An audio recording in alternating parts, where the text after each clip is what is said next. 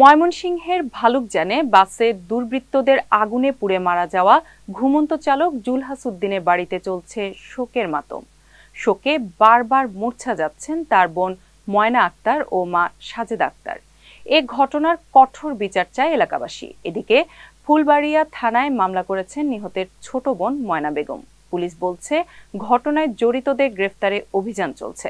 ময়মনসিংহ থেকে পাঠানো তথ্য ও ছবিতে ডেস্ক রিপোর্ট।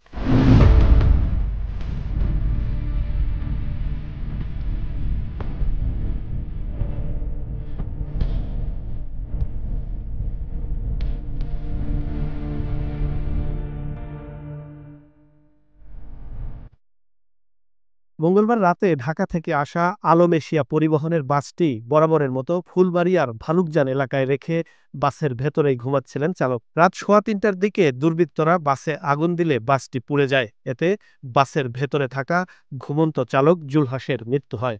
আমাদের আজকের এই ২৪ গণঅভ্যুত্থান পরবর্তী এই দেশে ঘুমন্ত অবস্থায় যে এভাবে মানুষকে মারা হচ্ছে এভাবে, হ্যাঁ, গত রাত্রে যে ঘটনাটা ঘটেছে আমাদের ফুলবাড়িতে, হ্যাঁ, এরকম ঘটনা ইতিপূর্বে আমার জন্মের পর বা কখনো দেখি নাই।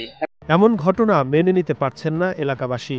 জড়িতদের কঠোর শাস্তি চায় তারা। তো এটা বিচার করা দরকার, মানে মানে দ্রুত, মানে এমন যাতে এর যে বেশি কিছু আর করতে না পারে, এর মধ্যে জিনিসটা করা দরকার।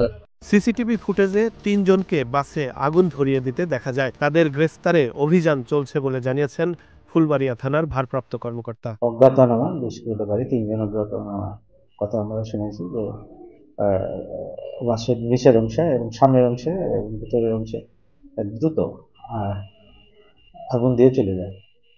আমরা চেষ্টা করতেছি, এখন পর্যন্ত আইডেন্টিফাই করতে পারিনি, আমরা চেষ্টা করতেছি তাদেরকে আইডেন্টিফাই করার জন্য। ভালুকজানে নানার বাড়িতে থেকে বাস চালাতো জুলহাস। সেখানে এখন শোকের ছায়া। শোকে বারবার মূর্ছা যাচ্ছেন তার বোন ময়না আক্তার ও মা সাজেদা আক্তার। Z news, Dhaka.